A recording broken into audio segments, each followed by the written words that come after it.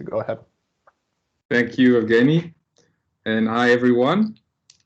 It's a pleasure to be here and be back to present in the AI tech community. I remember visiting Delft from New York a couple of years ago when it all got started, and I'm really happy to see how vibrant the community now is, and such a beautiful gathering of different disciplines, people, perspectives, backgrounds.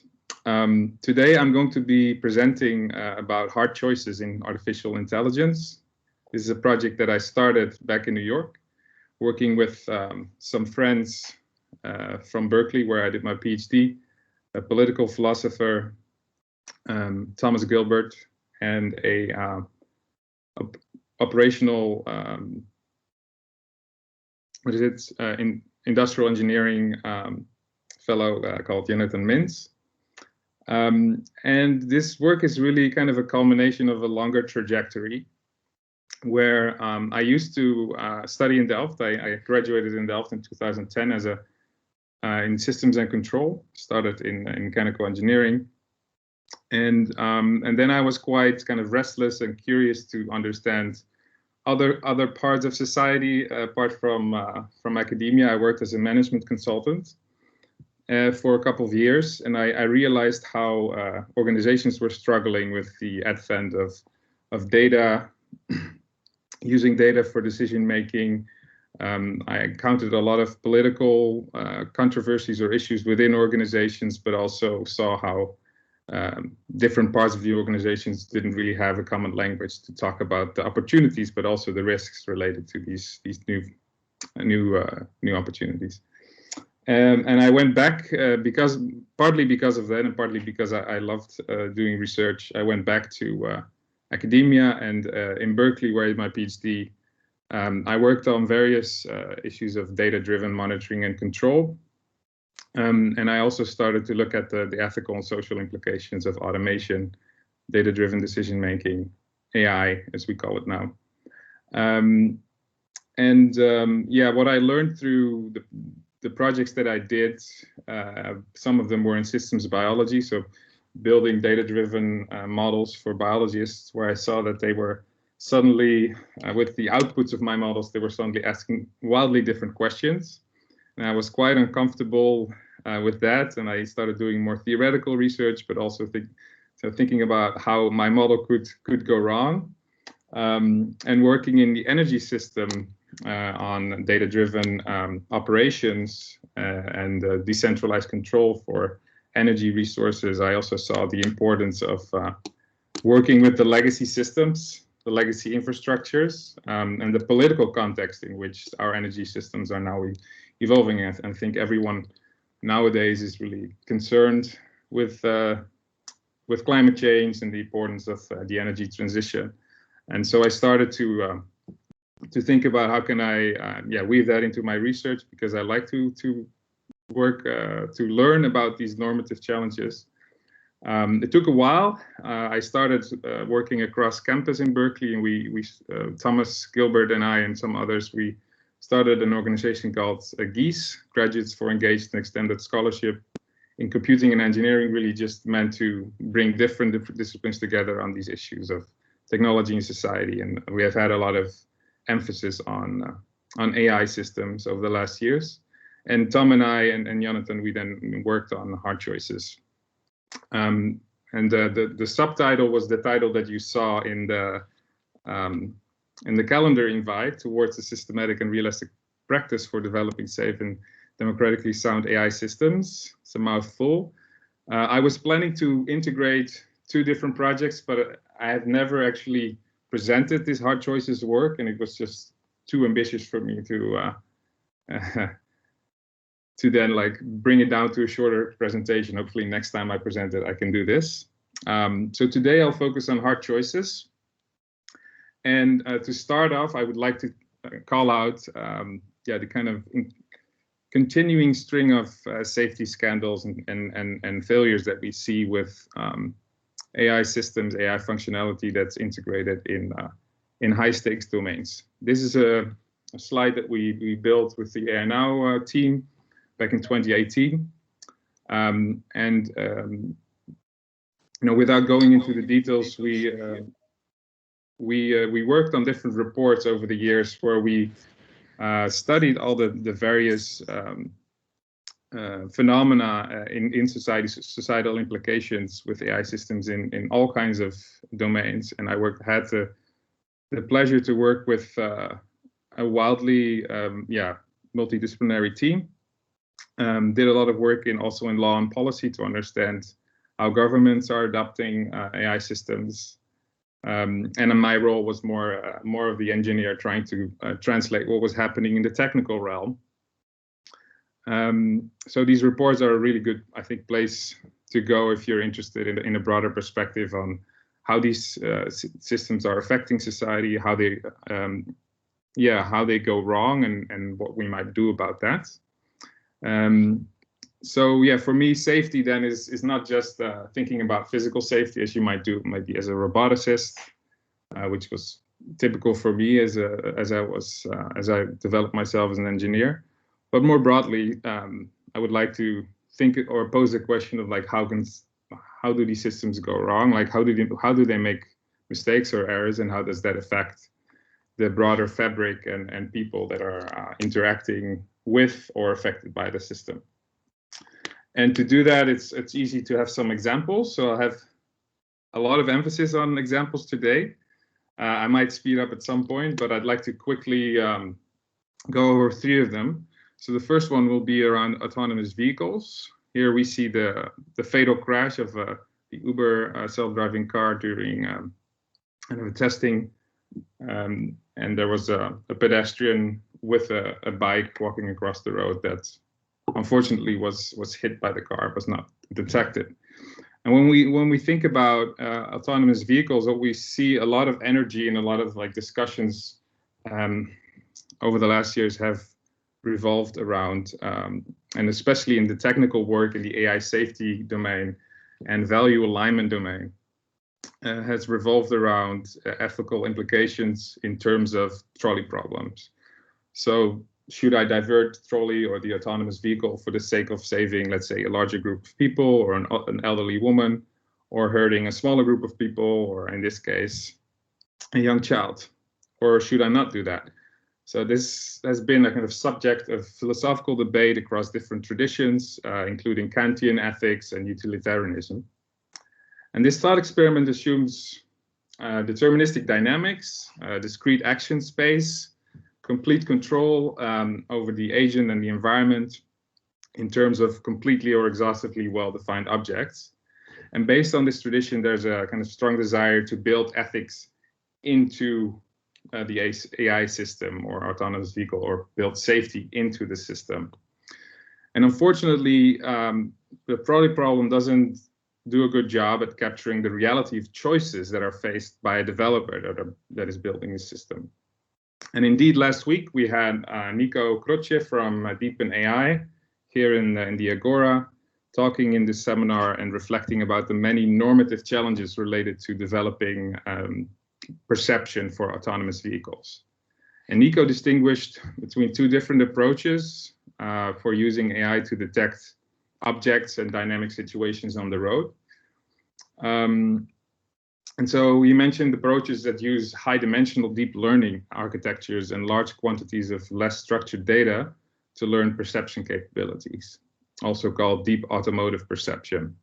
And here's an example from Berkeley, where I used to work with some of these people, or at least sit on the same floor with some of the people working on this.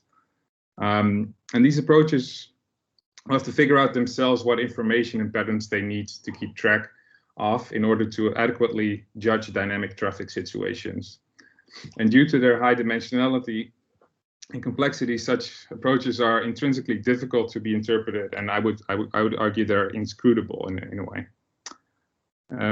Nico also mentioned, so the normative issue here is that we cannot really trust inscrutable or let's say hard to interpret machines to have emergent behaviors that are somehow safe and satisfy all written and unwritten norms that we encounter in traffic situations. Nico also discussed another approach that was of annotating data sets, huge data sets collected by cars on the road.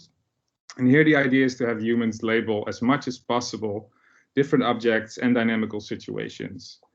And in Nico's data sets, various people and organizations have contributed to labeling these data sets. And what he mentioned was the difficulties in making sure that labels are assigned consistently.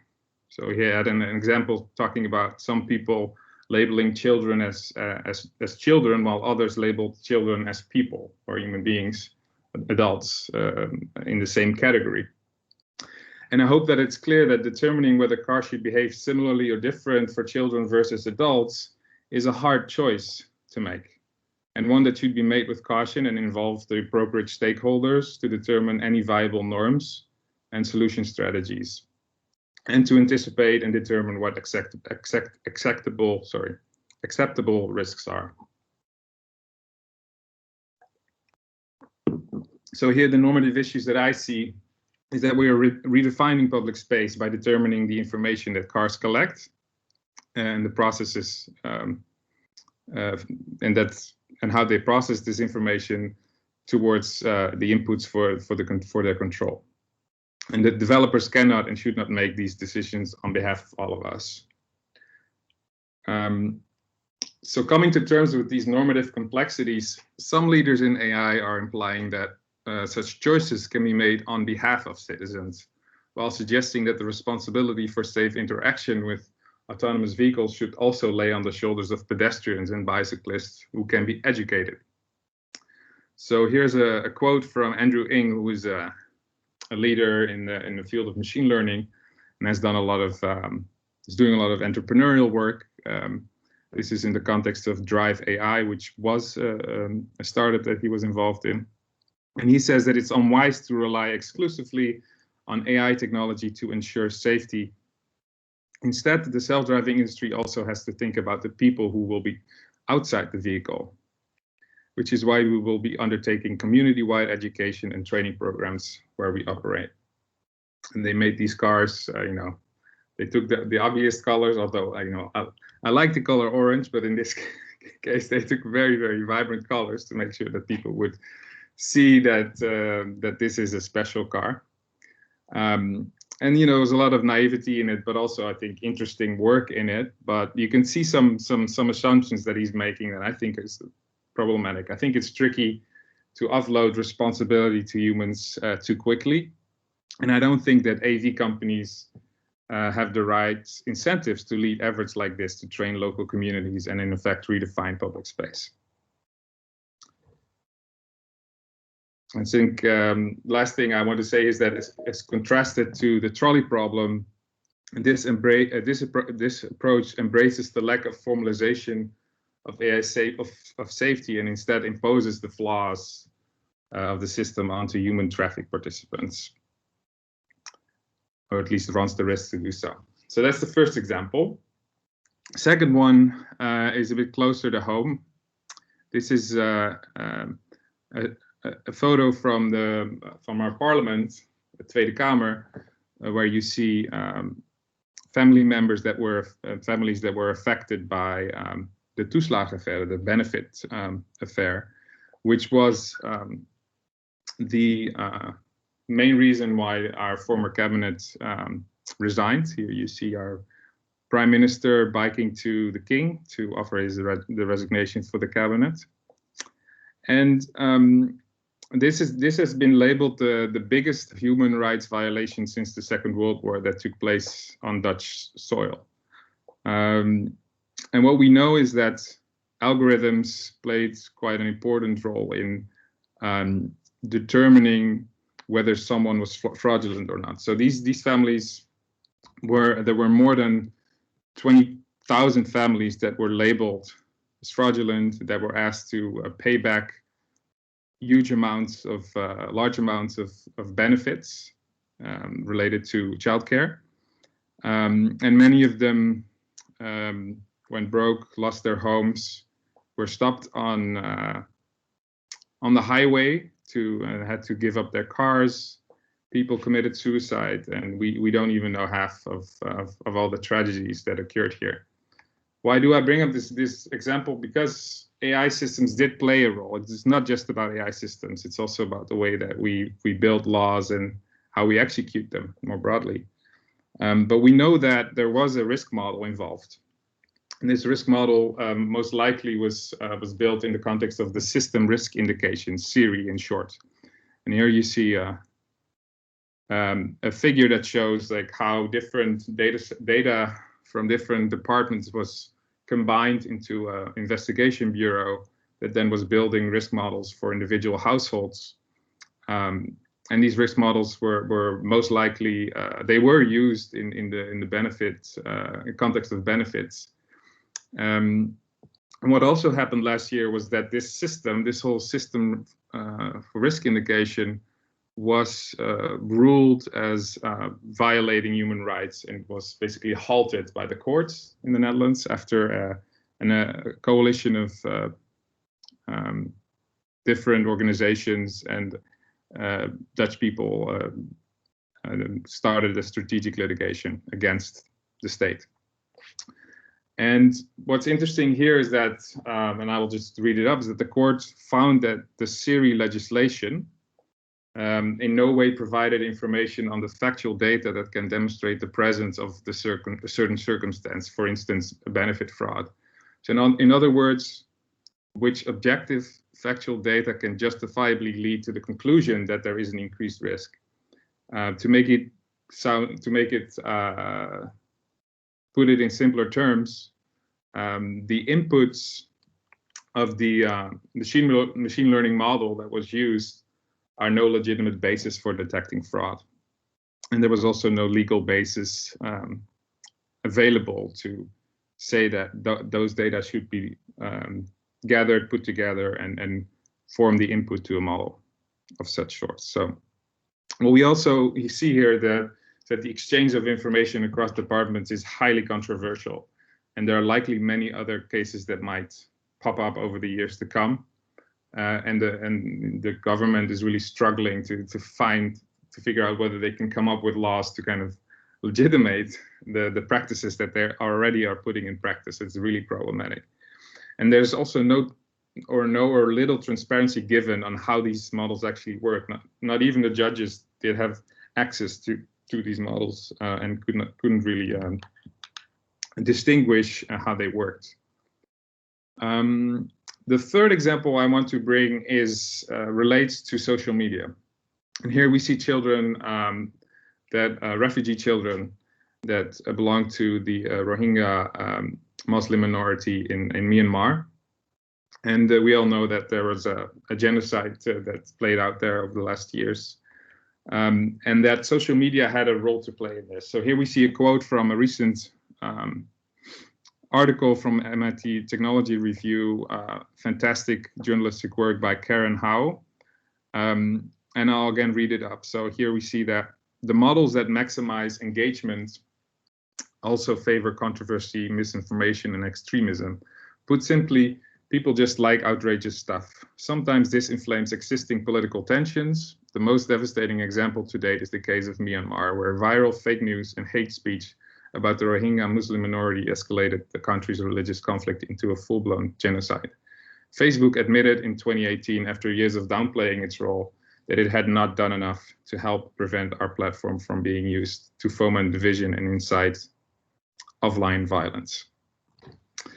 What's really insightful and disturbing about this piece, which I really urge you to read, is that, you can read it here, that basically Facebook got addicted to spreading misinformation. So the AI algorithms that gave it its insatiable habit for lies and hate speech, the man who built those algorithms is the kind of protagonist of this article.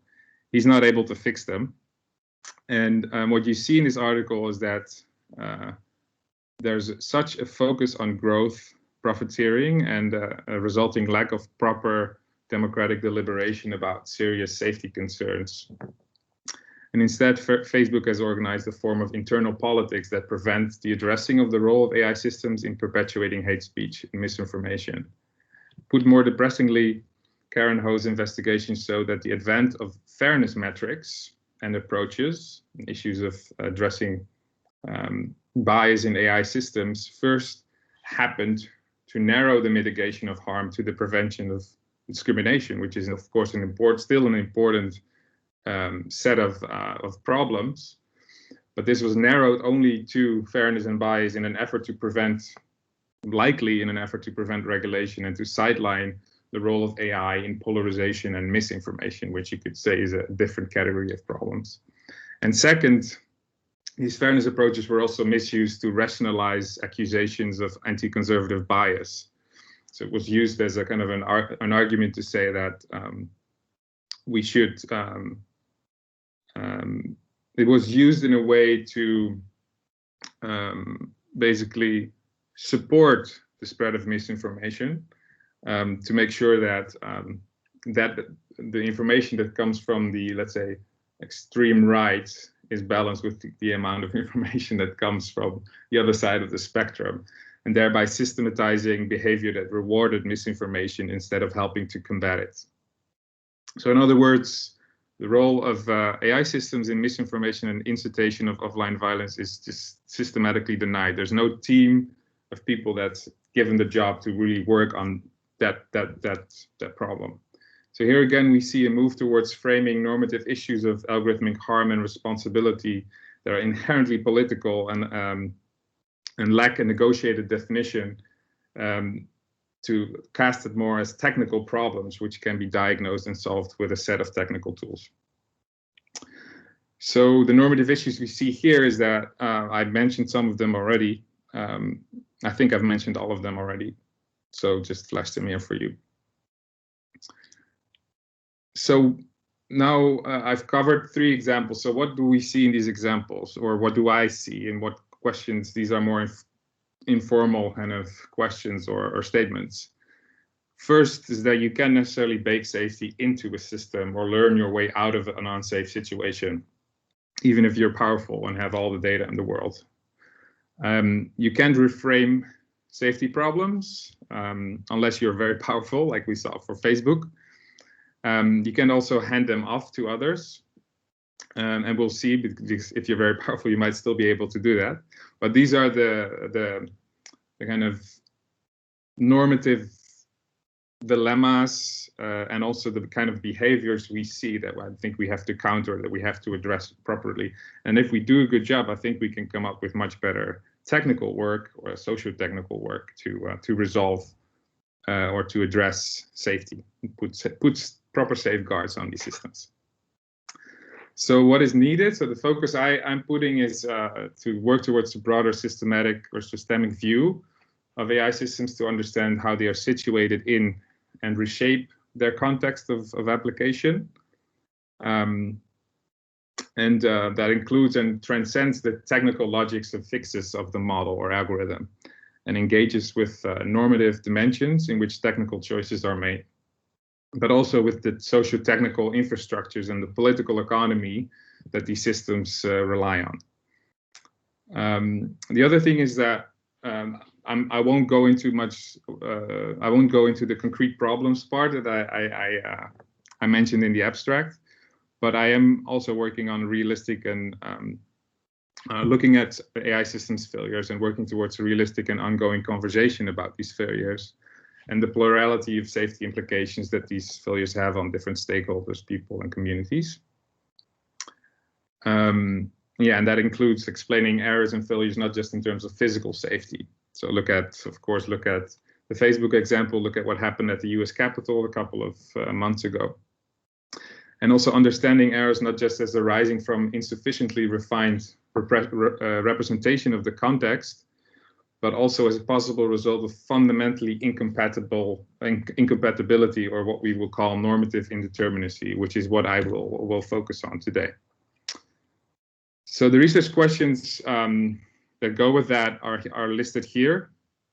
I will focus, and I will keep going because of time, on the first one. So how do we adequately understand normative complexity in the AI system? It's a big question. I think it's a contextual question for different systems in different domains. But we've tried to kind of look at political philosophy mainly, but also at science and technology studies and other fields to see what we can bring to AI system development and the practices in order to reinterpret the choices and the assumptions we make as normative choices. So again, this is work with Thomas Gilbert and Jonathan Mintz.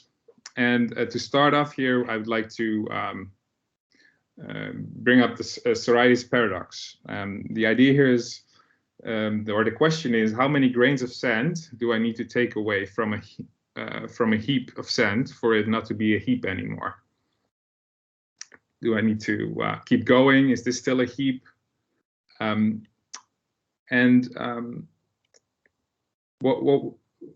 The point here is that what entails a heap is vague, and vagueness it will be a central kind of concept for this talk, and it's defined as the practical absence of conceptual boundaries. It's an ancient concept. It was studied by the ancient Greeks, and more recently, or over the last decades, actually, Ruth Chang has been studying vagueness at Oxford. And what she says is that there are three canonical answers to this question of what, how many grains of sand should I take away for a heap to no longer be a heap? The first one the first answer to that question is that there exists an objective answer for what is a heap. We may not know it, or there might be various degrees of confidence, and we might be able to characterize it if we just collect enough insight, enough information. The second canonical answer is that different answers exist because there are different people that use the word heap differently.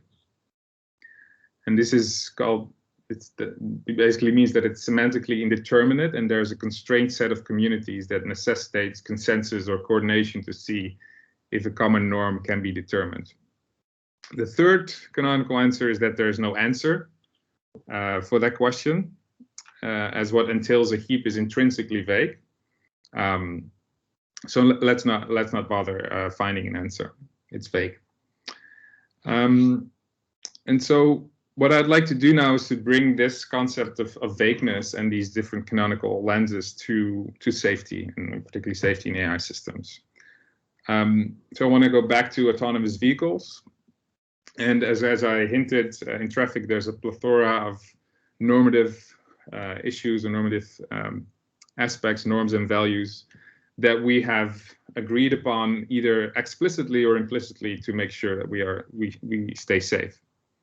And we act this out, like I said, based on written and unwritten rules. And so a question you can ask is, what should be the criteria for discovering, evaluating, and resolving harm among stakeholders? And what I'm doing here is I'm taking the first canonical answer as a starting point.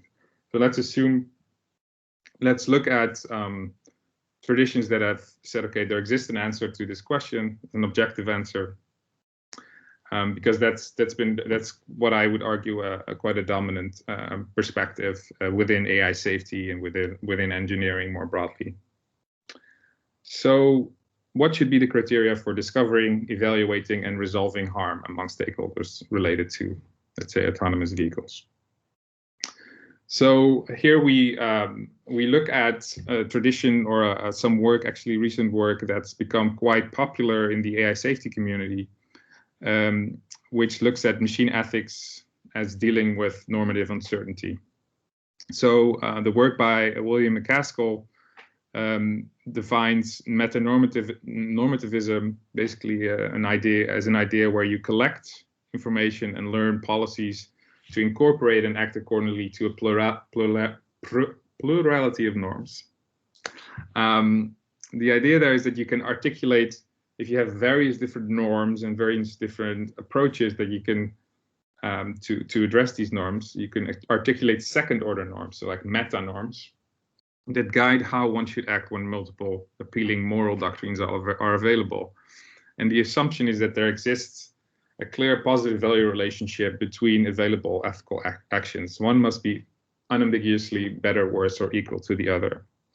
And so this is quite I think, a bold statement, because it says that you're able to kind of go across all the, let's say you're looking at autonomous vehicles, different stakeholders, pedestrians, bicyclists, cars, self-driving cars, the public institutions that are concerned with traffic and traffic safety, and you could somehow like figure out what all the different norms are and incorporate them into a normative framework that will adhere to all these different norms. And as such, normative uncertainty, it's cast as a problem of empirical observability. So the idea is that if you leverage the ability of the system to learn, it can do a better or more consistent job at following norms, even better than humans do. So optimizing over what different stakeholders might do under the assumption, again, that the dynamics are deterministic, let's say, with a measure of probability over them.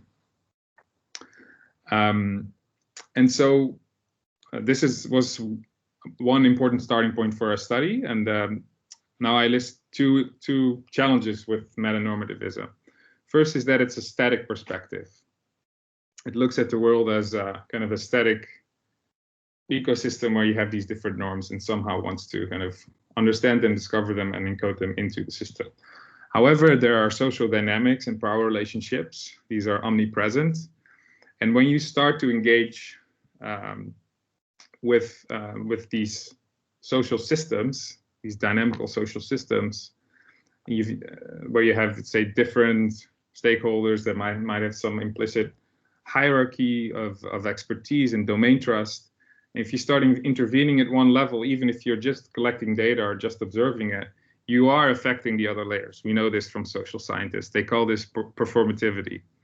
And recently there's been some people looking at some aspects of performativity also in the context of AI systems, for instance, Goodhart's laws.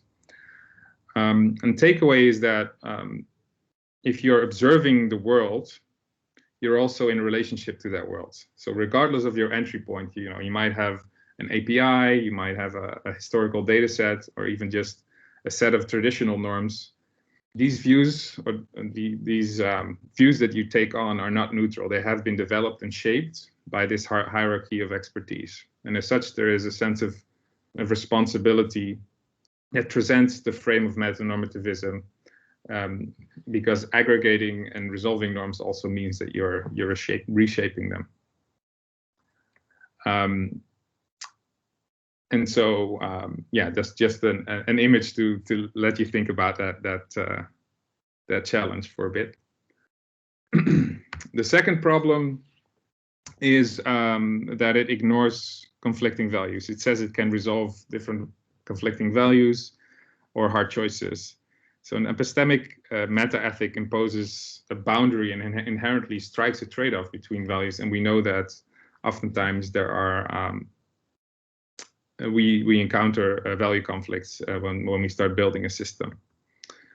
And so there is, of course, value to metanormativism, to a kind of a structured approach to thinking about different values and whether you might be able to kind of relate them to each other in a numerical sense.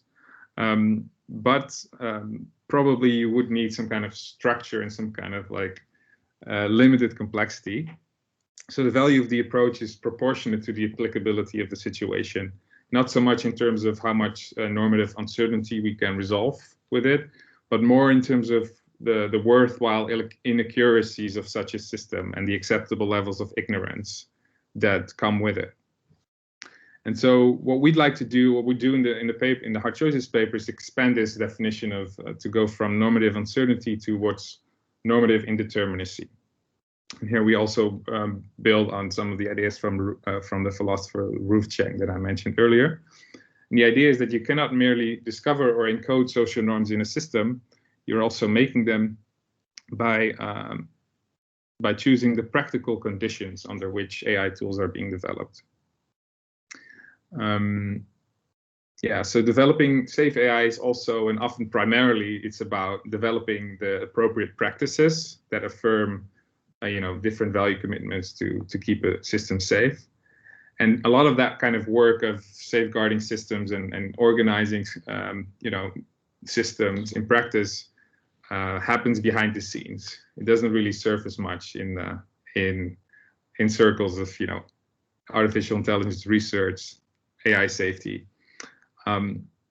And we believe there needs to be more honesty about this. There needs to be more honesty about the discretionary power of developers.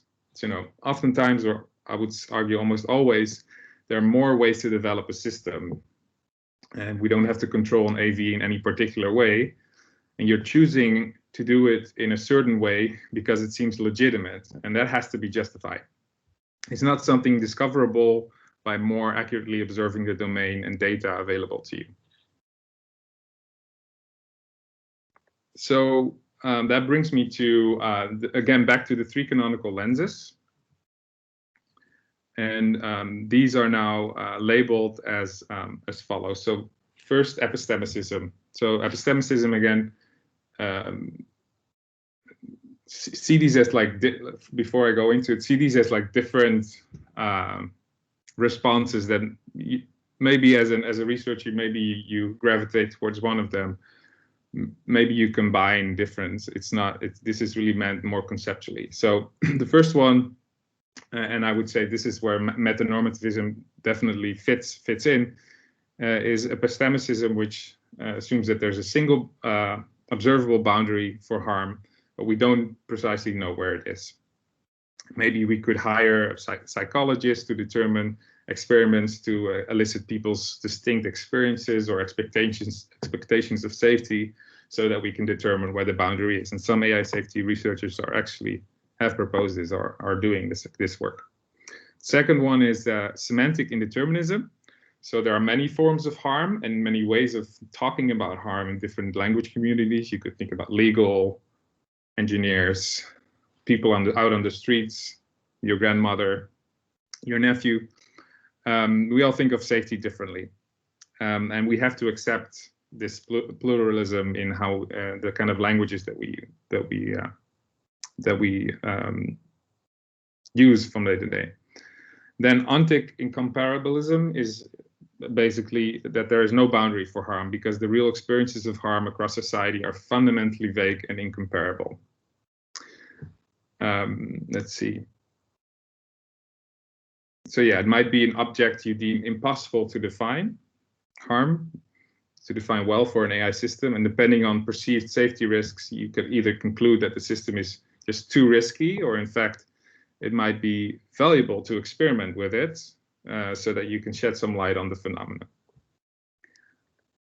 So the point is that all these lenses are valuable. It's valuable to think about what kind of formal work you can do as taking the epistemicist perspective.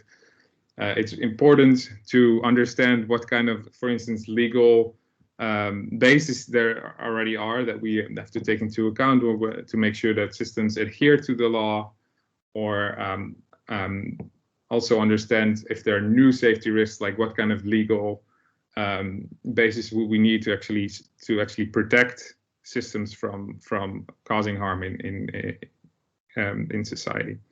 So I see now that I have a couple of minutes left, so I quickly want to kind of flash how we see that these ways of thinking come back in AI system development. And with this framework, this is the Hard Choices framework. It's a diagnostic framework. It's not a way. I'm not saying, okay, this is how you should be developing systems, but this is one way that we propose for diagnosing normative complexity in a productive way that also opens up abilities to engage across different stakeholders and to maybe work towards more meaningful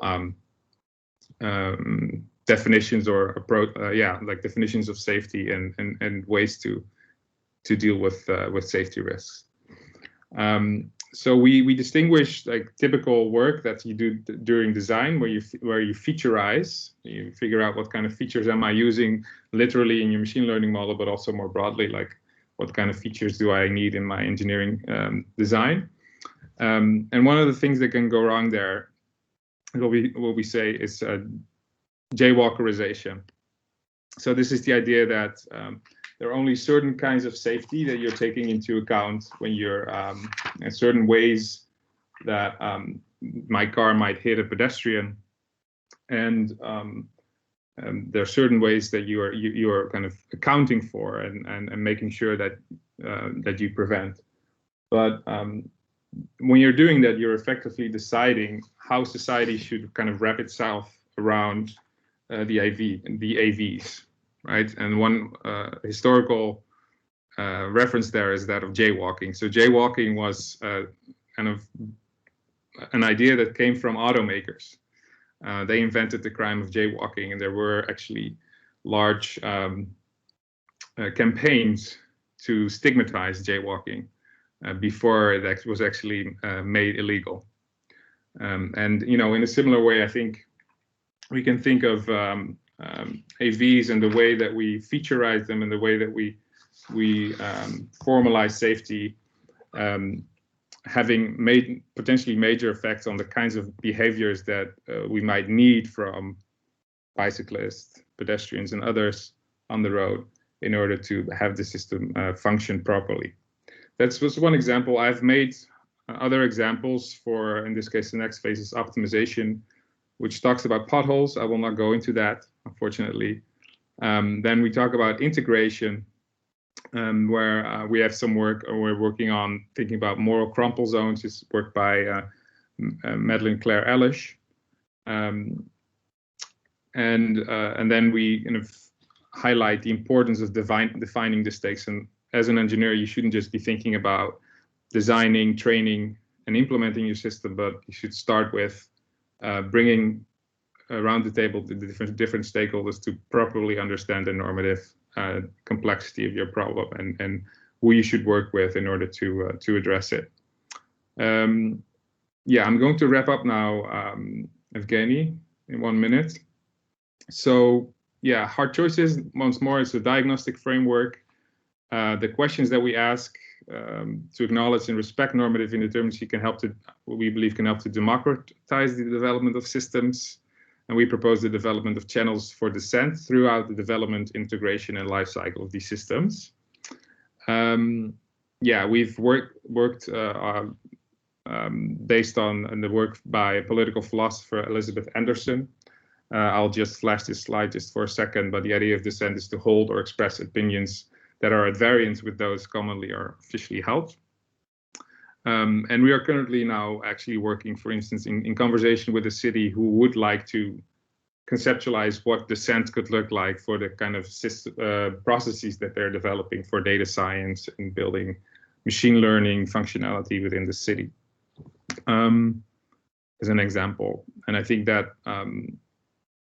yeah, the implications, and I'll stop, I think, is that normative indeterminacy requires a more honest account of the affordances and limitations of formal work.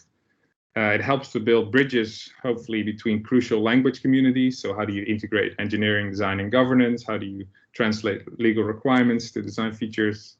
It necessitates a development practice that welcomes broad feedback on possible harms and gives affected stakeholders a real voice at the table. And it might help to overcome more political controversy by providing a productive alternative for narrow interpretations of AI safety. I think this is a broader, struggle that we're in, and we hope to contribute to that conversation. So that's it. I'll just stop with this slide. There's some references here, and yeah, I'm curious about your questions. Thank you very much, Roel. Thanks. Really great topics to contemplate about, and very interesting work. So let's open up the floor for any questions, opinions, discussion. Anybody would like to raise a question? So please either use the raise your hand button, or you can type in chat if you prefer. Yes, Simon, please go ahead. Hi, Roel. Thanks for a nice talk. Really enjoyed that. I'm just going to latch on one point you mentioned, right? So hard choices should be justified. And then, of course, you know, aren't you holding machines to a higher standard than we hold humans somehow, right? So especially if you have to make decisions under time pressure. Clearly, sometimes you just act on instinct, one might say. So how do you put that in the framework? And of course, I realize that if you allow for that kind of human sloppiness, then you create a moral hazard in machines pretending to be sloppy. But how do you is it what about the human norm as the standard in such in such contexts? Yeah, well, our focus is on safety. So hopefully, safety concerns are worth addressing, and they are worth slowing down a development process. I think that's something that's, if you take Facebook as the example, 10 years ago, they were proud to say that we move fast and break things. I think now they've learned a lesson, but there's, I think they can still slow down a bit more and actually open up and let. Because these algorithms and the systems, these are like public infrastructure. In my view, they're public infrastructure, and we should have we probably need to build European institutions to kind of have a counterpower, right? And to come and say, this is how we want these algorithms to work, and not the way you develop them. That's a very long and slow process. I think, you said holding the system to a higher standard than humans. In this work, we don't really try to emphasize human and machine too much. We look a little bit more at how does the overall socio-technical system perform.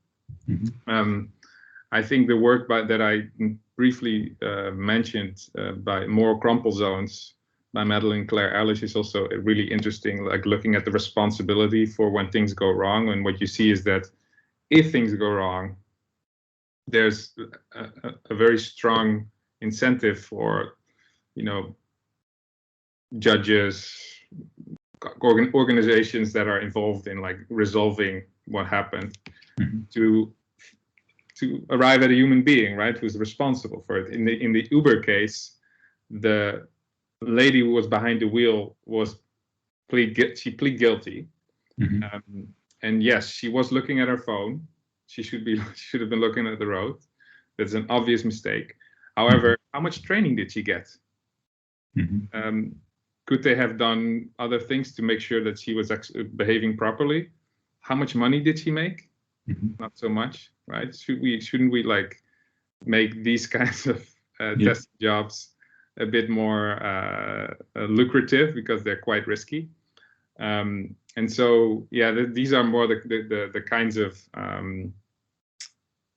questions I think that are interesting, is to look at the overall system, both the what are we building in terms of the algorithm, in terms of how it integrates into a car, but also the organizations that are responsible for that, and what kind of safety fail-safe mechanisms do they have? How do they, and to what extent do they anticipate the obvious or the inherent errors that the system is going to make, and what happens then? So, but then, if I can summarize, that also really is about the design stage, right? So you're kind of putting the brakes on at the design stage, or try to, close to operations, maybe try to avoid getting in a situation where you can't make a right decision anymore.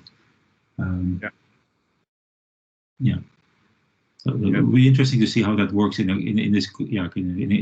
competitive space, right? Because that's of course the I guess in a global competition, as kind of the AI wars, or as whatever people might call it, right?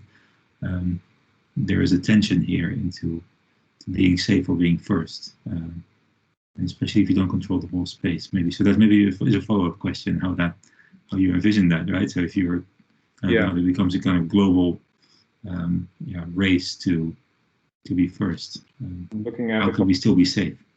I'm trying to see if I have a book here. I don't think I have it here, but it's a book called Unsafe at Any Speed, which was a book by Ralph Nader, who was later on he was a presidential candidate in the US, and he saw the same thing happening with cars this must have been the 60s, 70s.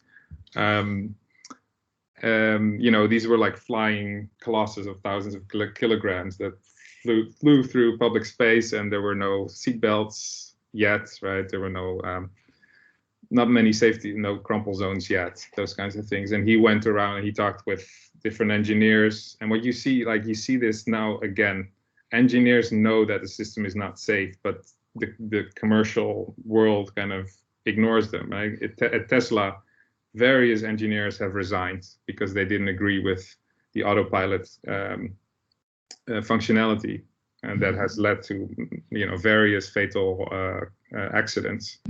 And so Rolf Nader talked with these engineers, but also with other stakeholders, and then he wrote a book about it titled Unsafe at Any Speed, which I recommend anyone who's interested in safety in AI systems to read.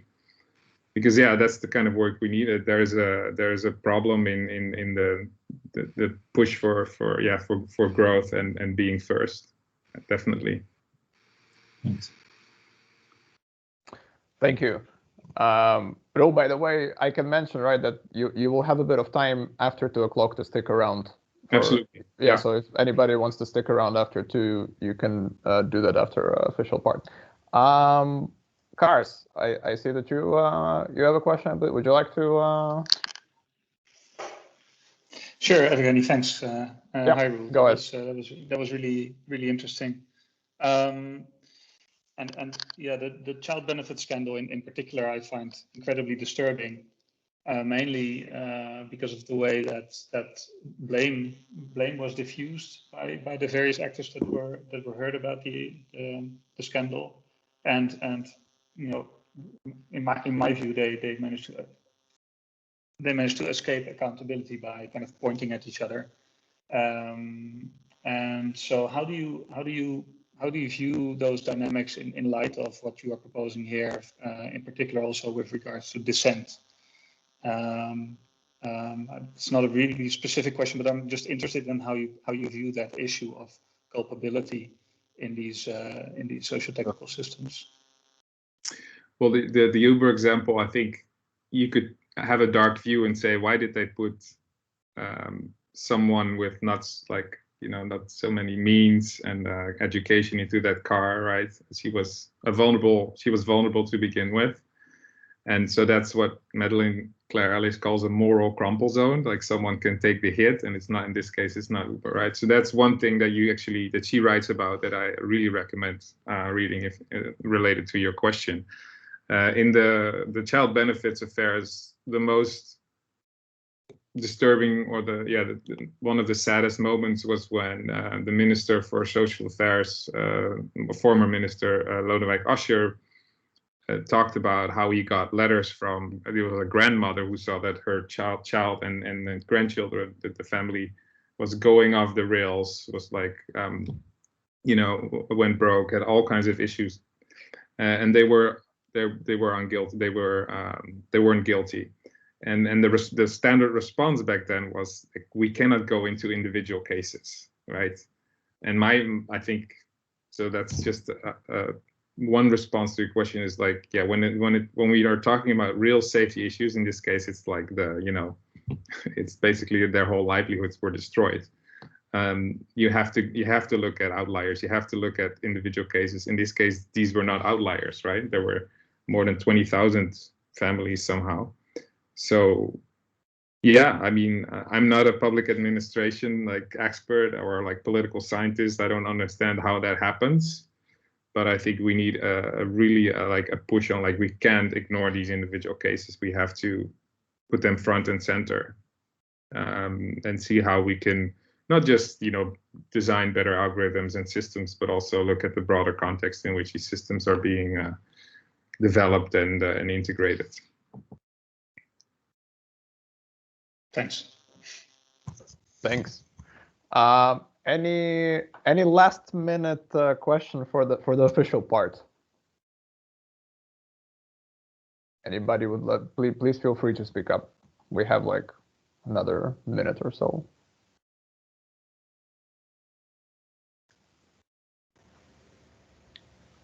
I have a question. Yeah, go ahead. If nobody else does.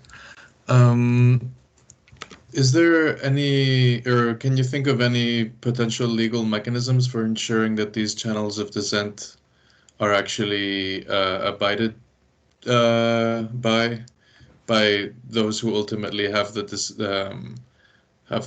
let's say decision-making power about what specifications, what features, what optimization patterns, etc. end up being built?